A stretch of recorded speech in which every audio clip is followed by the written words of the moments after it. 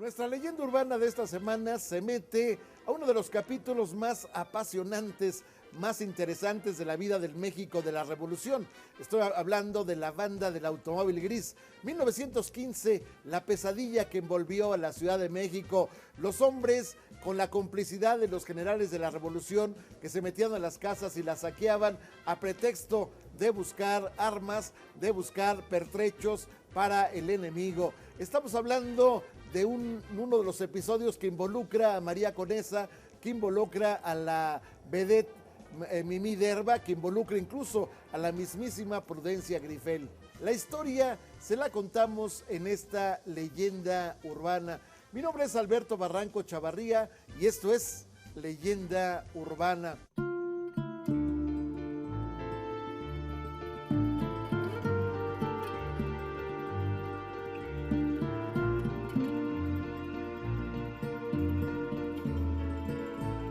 Existen en la historia de México anécdotas que son dignas de contarse por sus hazañas y porque han pasado de generación en generación. Pero también hay hechos terribles que han pasado en la historia. Y este es el caso de la banda del automóvil gris, que en una época aterrorizó a la Ciudad de México por sus terribles matanzas y sus asaltos sin escrúpulos. De eso y de otros detalles hablaremos en esta emisión de Leyenda Urbana.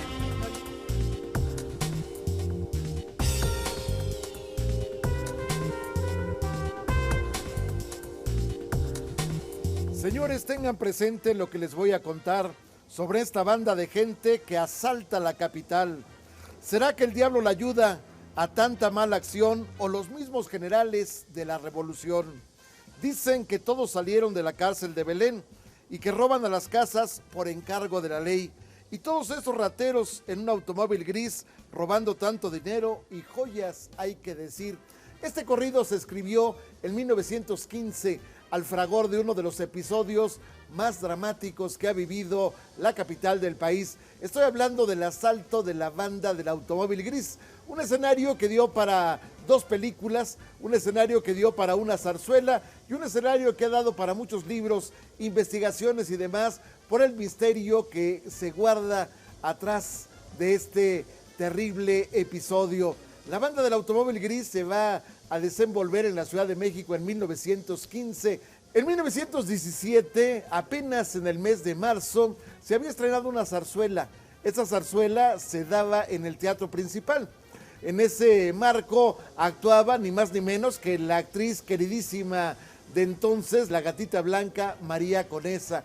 De pronto, pues entre el público, una mujer de apellido Mancera, de pronto se levantó y empezó a gritar en una forma descomunal, en una forma desmedida. Ella reclamaba el collar que traía la actriz. La gatita blanca traía un collar de esmeraldas. Ella decía, ese es mi collar, ese collar me fue robado de mi casa. Y efectivamente, en el año de 1915, concretamente el 19 de noviembre, se había asaltado la casa que estaba en Donceles 94, la casa que pertenecía al rico ingeniero Gabriel Mancera. Este botín fue de 35,000 pesos, básicamente en monedas de oro, pero también en joyas, entre ellas este collar maravilloso de esmeraldas que de pronto lucía en el cuello la gatita blanca. Imagínese usted el bochorno, imagínese usted el escándalo a plena sala del Teatro Principal. Imagínese usted el momento en que se llevan a la señora Conesa, el momento en que la denunciante va con ella a la demarcación de policía y finalmente se deslinda el asunto. María Conesa dice, a mí este collar me lo regaló un general de la Revolución, de nombre Juan Merigo. Pues Juan Merigo efectivamente estuvo relacionado, estuvo metido en este escándalo de la banda del automóvil gris. Sin embargo, curiosa y patéticamente, nunca estuvo en la cárcel, nunca se le pudo comprobar su participación en la cárcel. El asunto, pues, es de escándalo.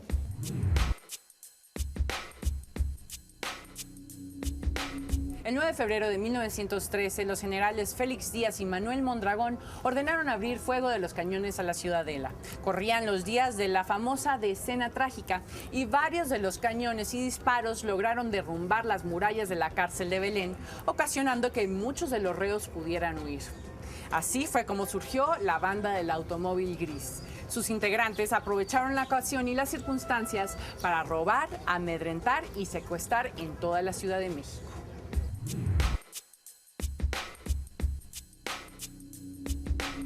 Fue un grupo de delincuentes que, aprovechando la confusión de la revolución, se vestían de militares y con eso aprovechaban para robar casas de los ricos, ¿no?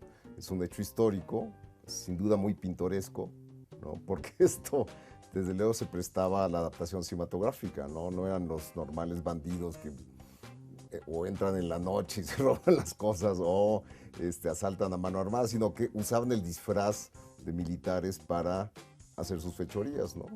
Entonces, digo, fueron aprehendidos, fueron fusilados los que fueron arrestados cuando todavía existía la pena de muerte en México, y ese pietaje lo incorporó Enrique Rosas al serial. O sea, originalmente el automóvil gris fue concebido como un serial, es decir, una película en episodios, ¿no? Nos iban contando de manera episódica los diferentes robos de estos personajes, ¿no?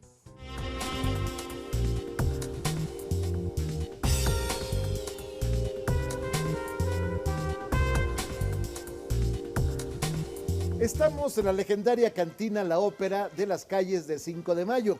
Estamos hablando de un sobreviviente del escenario en que estamos pintando nuestra historia de hoy. 1915, ya existía la ópera para entonces. 1915, año terrible, año difícil para el país. De pronto llegó a haber 3 presidentes de la República, uno llevando su gobierno a Veracruz, estamos hablando de Venustiano Carranza, otro elegido por la convención. Bueno, esta convención había elegido originalmente a Eulalio Gutiérrez como presidente de la República.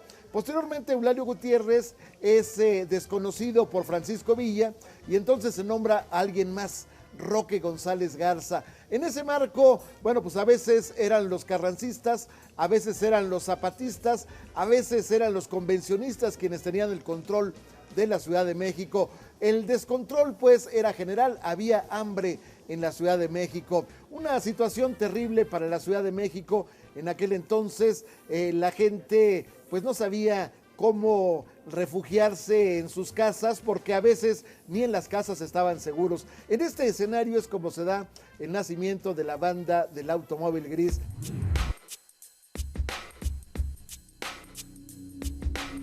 En el caso del automóvil gris, el asunto es más extraordinario todavía porque es una película muda, filmada en 1919 y reeditada en el año de 1933 por los familiares del señor Enrique Rosas, que pues la armaron como buenamente se les ocurrió y o se perdieron definitivamente en alguna parte, pero el original tenía 30 rollos y una duración de 8,000 metros. La película que existe actualmente y que se sigue exhibiendo tiene 3,695 metros y solamente 12 partes. De manera que el grueso de la película no existe más.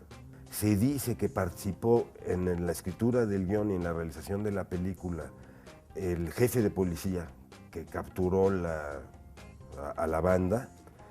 Entonces se dice que la actriz Mimi Lerma, el general Pablo González, que además participaron en la producción de la película, estaban involucrados.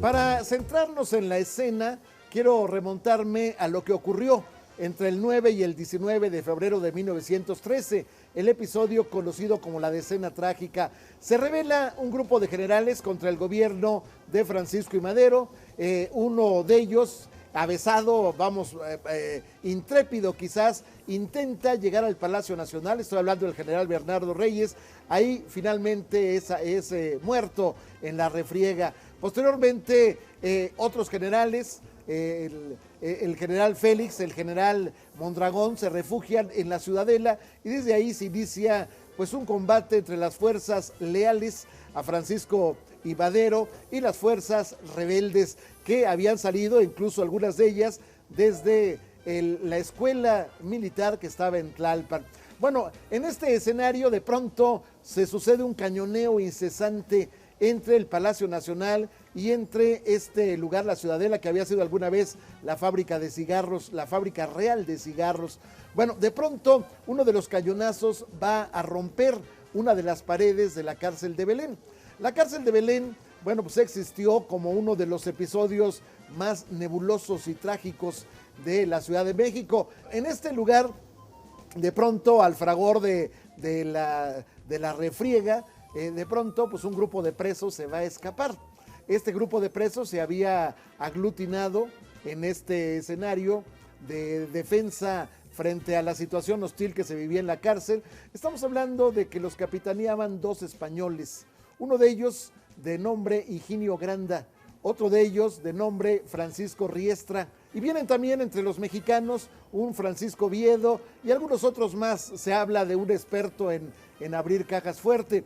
Bueno, el caso es que este grupo de personas que se había integrado pues casi en una pandilla dentro de la cárcel, bueno, pues logra escapar, se van a esconder a diversos barrios, los barrios sórdidos de entonces. En fin, esta gente se va a esconder durante algún tiempo y posteriormente se van a reunir en lo que era un jacalón que se conocía como el Cine Guerrero. Digo que se conocía porque solamente de vez en cuando había funciones. Bueno, se reúnen ahí y van a integrar una banda con una audacia verdaderamente increíble.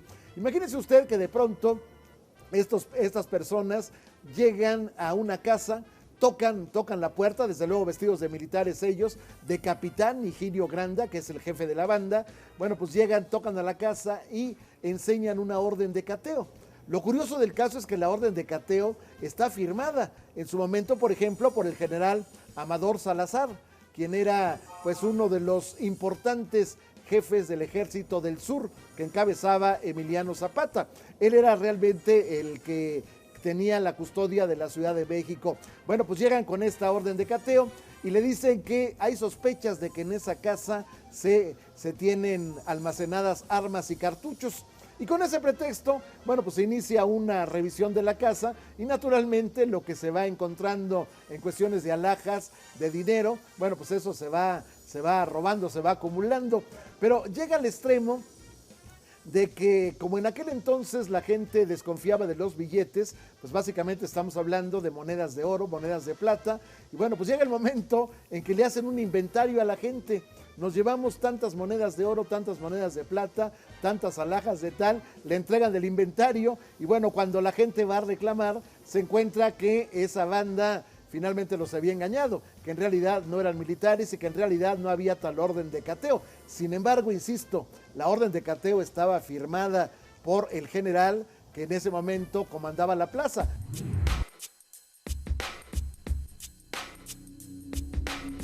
Cuando los integrantes de la banda del Automóvil Gris tenían el botín en sus manos, corrían rápidamente para subirse a su auto tradicional Packard y huir sin dejar huella. Su estrategia era meterse por todas las calles de los barrios pobres de la Ciudad de México. Nosotros estamos en este especial de una de las bandas más temibles de la historia de México. La banda del Automóvil Gris operaba de una manera muy peculiar y lograba mantener a una ciudad aterrorizada. Y esto sumándole que ya la población se encontraba en pánico debido a los sucesos que tenían que ver, escuchar y vivir de una revolución que ya estaba en su punto. La banda utilizaba recursos muy novedosos. Se ponían uniformes de policía militar, llegaban con órdenes falsas de cateo y además entraban a los domicilios y a los comercios saqueando rápidamente.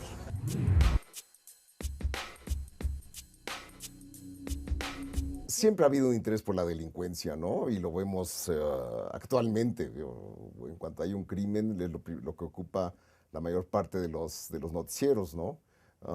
Y creo que el caso era muy atractivo y desde luego era muy sonado. Entonces, el hecho de haber contado con el pietaje real del fusilamiento es un caso curioso, ¿no? Porque es una especie de docudrama antes de que existiera. Es decir, hay un pietaje real incorporado a lo que ha sido ficción, reconstrucción básicamente, ¿no?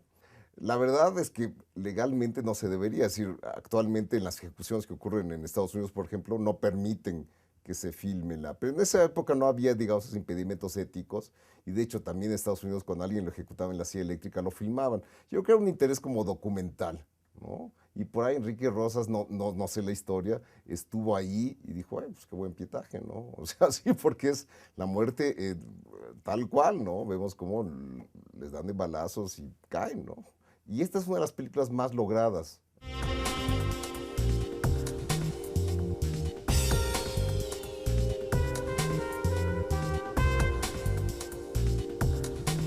Cuando ya no tienen la protección o aparentemente ya les han quitado la protección de los grandes jefes de la revolución, entonces resulta que estas personas se dedican a secuestro. Secuestran en uno de los más escandalosos sucesos que ha habido en la historia de México, secuestran a Alicia Thomas.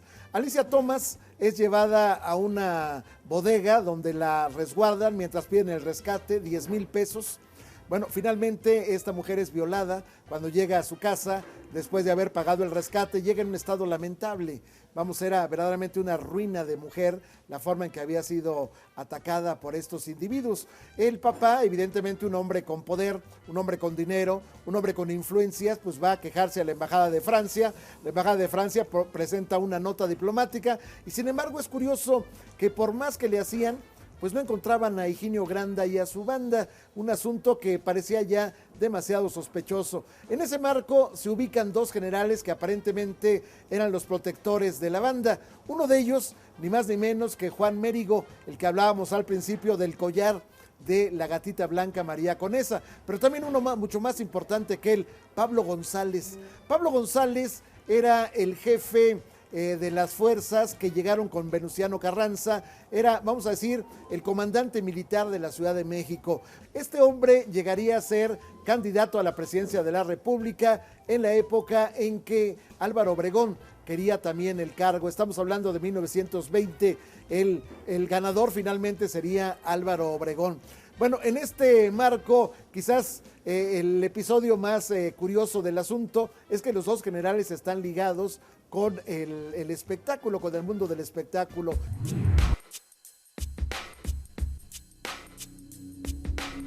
Esta banda de delincuentes tuvo un comportamiento tan atroz que inspiró la realización de una película que se llamaría El automóvil gris en 1919, dirigida por Enrique Rosas Priego. Esta película se basaría en algunos de los delitos de esta agrupación. Y este film pues tuvo muchísimo éxito y logró colocarse como uno de los clásicos del cine mudo mexicano. Pero lo curioso es que la idea de esta película partió de unas escenas documentales del fusilamiento de algunos de los integrantes de esta banda, de la banda del automóvil gris.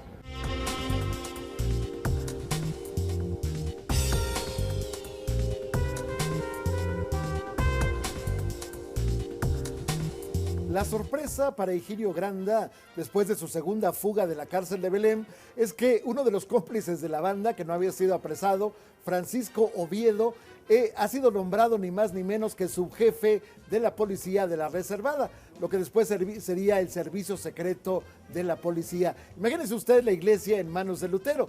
Evidentemente, con ello, bueno, pues tiene la posibilidad nuevamente de poder tener el acceso a documentos que en su momento les permite volver a las andadas. Son varias las fechorías que vuelve a cometer la banda del automóvil gris. La última de ellas quizá fue en noviembre, justamente en la casa del ingeniero Gabriel Mancera. Este robo fue verdaderamente de antología por el escándalo que se armó, sobre todo por las joyas que reclamaba la familia. Finalmente, joyas que le devolvieron en una parte verdaderamente ínfima. Se da el caso que un collar de perlas se lo regresan, pues con los engarces, pero sin las perlas. Se da el caso que de un juego de botones de perlas para poder pues lucir un smoking, resulta que solamente le devuelven 3. Y resulta que le devuelven un lingote de oro, pero está fragmentado. Es decir, le habían cortado, le habían cercenado un pedazo al lugar. Imagínese usted, pues, este asunto. El caso es que ante el clamor, ante, la presión popular, finalmente se va a apresar a todos los integrantes de la banda del automóvil gris, empezando por Higinio Granda. Se les condena en un juicio sumarísimo a muerte. Se decreta que sean fusilados en el campo de tiro que está en San Lázaro, en el oriente de la Ciudad de México. A punto de realizarse la ejecución, Bueno, resulta que el general Pablo González, que entonces era el jefe de la plaza, que entonces era el hombre fuerte de la Ciudad de México, bueno, pues estaba comiendo en el restaurante del teatro principal, uno de los más lujosos de entonces. Bueno, resulta que de pronto llega la señora Mimí Derba y le empieza a pedir clemencia a nombre, dice, de una madre que no existía, puesto que Higinio Grande había dejado su familia en España. Bueno, pues ella le empieza a clamar y finalmente, a título de que habría que buscar el botín, que no había que esperar a que murieran estas personas y se muriera la posibilidad de recuperar el botín, bueno, pues se le perdona la vida a Higinio Granda. Paradójicamente, a todos aquellos que fueron indultados en este escenario, bueno, pues todos ellos fueron muriendo, algunos apuñaladas, ya no en la cárcel de Belén, sino en la cárcel de Lecumberri, que había nacido con el siglo, y también, bueno, pues algunos otros fueron asesinados después de salir de prisión. El caso es que el único que sobrevivió fue Higinio Granda, él murió de viejo.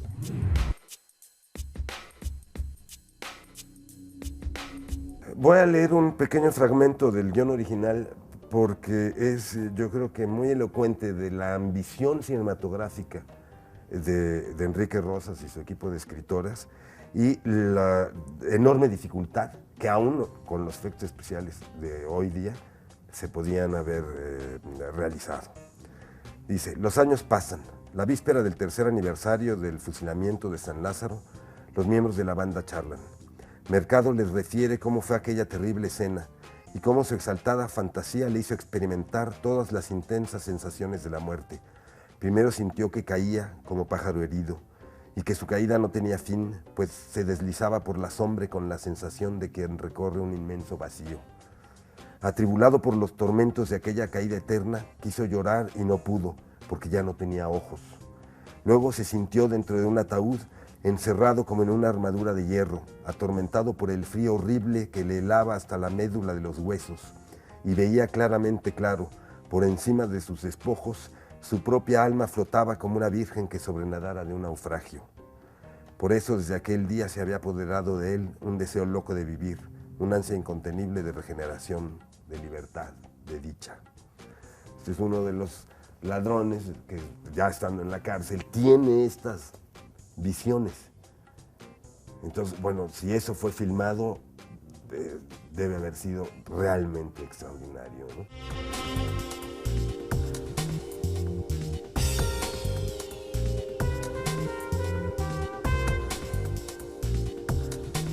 La escena del fusilamiento de algunos de los integrantes de la banda del Automóvil Gris la va a tomar un camarógrafo de nombre Enrique Rosas. Enrique Rosas tiene un tesoro, el fusilamiento en la cinta de plata de los integrantes de la banda. Bueno, con este escenario va a ser una película que sería un éxito, quizás una de las películas más recordadas del cine mudo mexicano. Esta película se llama El Automóvil Gris. Esta película nos va a mostrar la parte fundamental que es el fusilamiento en vivo, es decir, la gente va a ver escenas en vivo de cómo fueron fusilados los integrantes, o algunos de los integrantes de la banda del Automóvil Gris. De hecho, el jefe de la policía que había capturado a Higinio Granda, pues es justamente el jefe de la policía que captura a Higinio Granda en la película. Imagínese usted las falsidades que había para hacerla. Habría posteriormente una película que sesgadamente nos habla del Automóvil Gris, me refiero a Las Abandonadas. Esta película, dirigida por Emilio el Indio Fernández, actúa Pedro Armendáriz, actúa Dolores del Río y nos presenta la escena de una mujer, una muchacha que es seducida por un hombre casado, el padre la corre de la casa. Esta mujer va rodando en las calles con un hijo, se mete a trabajar un burdel. A ese burdel llega un día un supuesto militar, que es Pedro Armendáriz, un supuesto general. En realidad este general había encontrado entre los muertos pues justamente alguien con un uniforme de general, se lo había puesto y eso es lo que le daba el rango.